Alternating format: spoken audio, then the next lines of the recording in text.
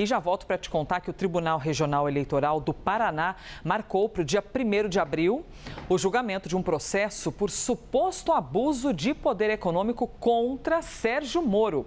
Essa ação, detalhe, pode levar à cassação do mandato do senador, que é acusado por partidos políticos de ter se beneficiado da pré-campanha presidencial para a disputa da vaga no Senado. Outras 2 datas foram marcadas nos dias 3 e 8 de abril para dar continuidade a essa sessão, caso seja preciso. O julgamento tinha sido adiado porque o TRE aguardava a nomeação de um 7º membro do colegiado, definição que ocorreu na última quinta-feira, quando o nome do advogado José Rodrigo Sade, escolhido pelo presidente Lula, foi publicado no Diário Oficial da União. Ou seja, esperavam uma burocracia interna ali para poder dar continuidade a esse assunto. Bom, a CNN entrou em contato com a assessoria de Sérgio Moro e aguarda um retorno até este momento. O fato é que o julgamento, que pode cassar o ex-juiz, ex-ministro, também começa no dia 1º de abril. O julgamento de Sérgio Moro foi marcado, está marcado para o dia 1º de abril. A gente já vai trazer detalhes e já se iniciou a disputa pelo cargo do senador, caso ele seja realmente cassado. Eu conversei com o deputado Zeca Dirceu, que me disse o seguinte, na avaliação dele: Moro será cassado e eu sou pré-candidato desde já pelo PT, me disse Zeca Dirceu, que é o líder do partido na Câmara dos Deputados. A gente sabe que tem outras figuras do petismo que também se interessam pela vaga e, pelo que eu apurei, já está uma disputa grande ali no Paraná. Eles estão tentando se organizar. Tem organização dentro do PP, pode ser que o ex-deputado Ricardo Barros seja o candidato. No bolsonarismo estão surgindo algumas figuras, até que ajudaram a insuflar o processo contra o Moro. Você tem Deltan Dallagnol dentro do Novo, que ficou sem mandato, se organizando. Não sei se juridicamente é possível ou não, isso está sendo estudado. Rosângela Moro poderia ser uma possibilidade, mas ela é deputada por São Paulo. Domicílio eleitoral dela não está no Paraná e todo esse processo está sendo provocado por quê? Pelo processo de cassação do senador que está em curso, cujo julgamento foi marcado.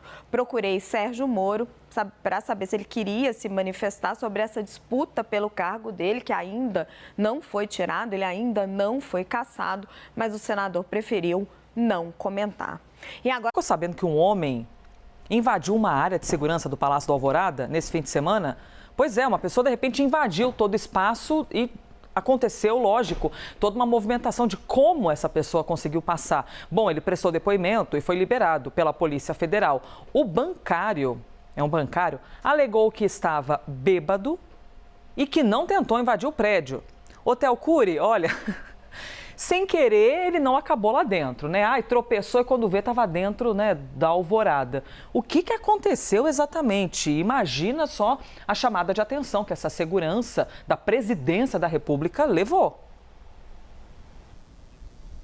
Exato, Elisa, vamos lá. É um carro pilotado por esse passageiro, que de acordo com a Basília Rodrigues é um bancário, servidor público. Esse carro ultrapassou a área de segurança do Palácio da Alvorada, onde mora o presidente da República, sem se identificar e ia em direção ao prédio em que mora o presidente da República.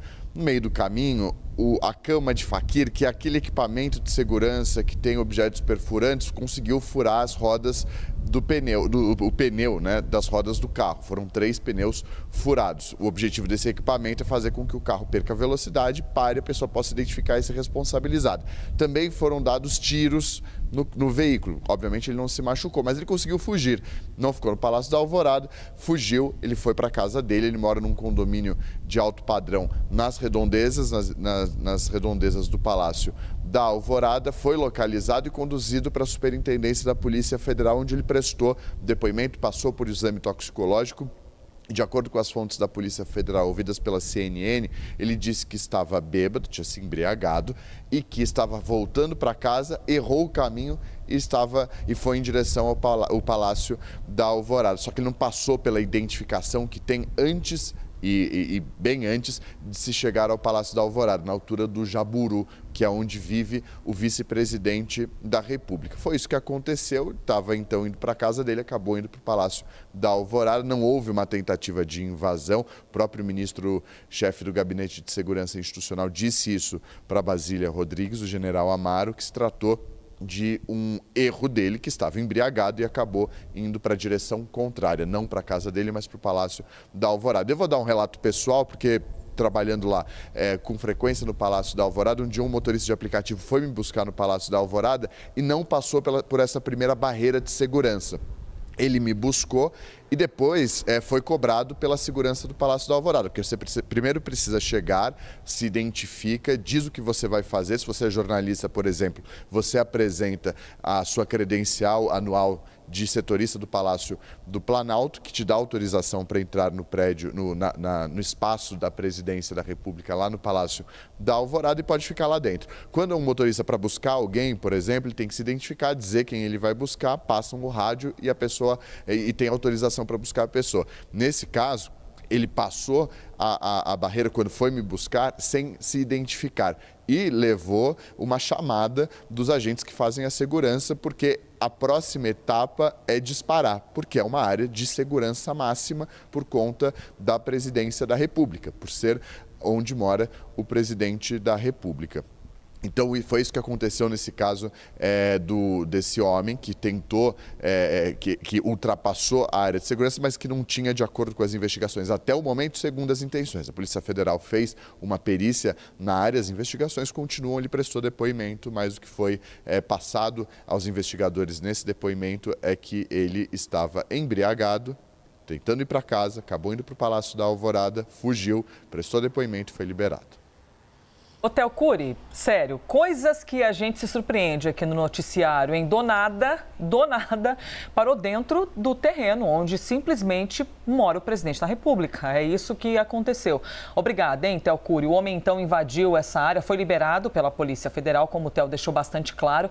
Disse que estava embriagado, não queria ter feito isso, de repente parou dentro do terreno do Alvorada. Gleisi Hoffmann publicou no X, o antigo Twitter, essa fala a respeito desse ato que vai acontecer amanhã em São Paulo. Segundo ela, é uma vergonha essas pessoas que têm a responsabilidade institucional, governadores e prefeitos, no caso, participarem de um ato que, segundo ela, é claramente contra a democracia e a legalidade. O ato do domingo não tem nada de defesa do Estado Democrático de Direito, disse ela. É mais uma ameaça de Bolsonaro às instituições e que também afronta a justiça. Gleisi Hoffmann, então, ressaltou que ela acha que é, abre aspas, uma vergonha a participação desses políticos no ato convocado para amanhã. Esse ato está convocado, então, para São Paulo e ao menos 4 governadores já vão participar, já confirmaram a presença. Jorginho Melo, de Santa Catarina, Romeu Zema, de Minas Gerais, Ronaldo Caiado, de Goiás e Tarcísio de Freitas, de São Paulo. O ato foi convocado, vale a gente lembrar, em meio a essa investigação da Polícia Federal que apura um suposto plano de golpe de Estado por parte de Bolsonaro e de seus aliados. Então, esse ato que acontece amanhã, ele foi inclusive bastante destacado por aliados por conta do depoimento que aconteceu na quinta-feira. Os aliados ficaram bastante insatisfeitos com a data do depoimento porque poderia atrapalhar a questão das manifestações amanhã e também prejudicar a imagem de Jair Bolsonaro, dependendo do que ocorresse ontem nos depoimentos. Então, com todo esse contexto é que vai acontecer essa manifestação amanhã na Avenida Paulista. Também estarão presentes o prefeito da capital paulista, Ricardo Nunes, deputados e senadores. A gente procurou todos esses citados, todas essas pessoas que já confirmaram presença, para responder a respeito dessa fala da presidente do PT, mas até o momento não tivemos retorno. Juliana. Muito obrigada, Thaisa, pelas informações.